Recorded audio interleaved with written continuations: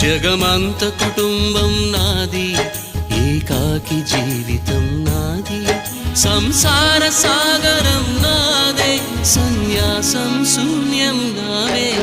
జగమంత కుటుంబం నాది, ఏకాకి జీవితం నాది.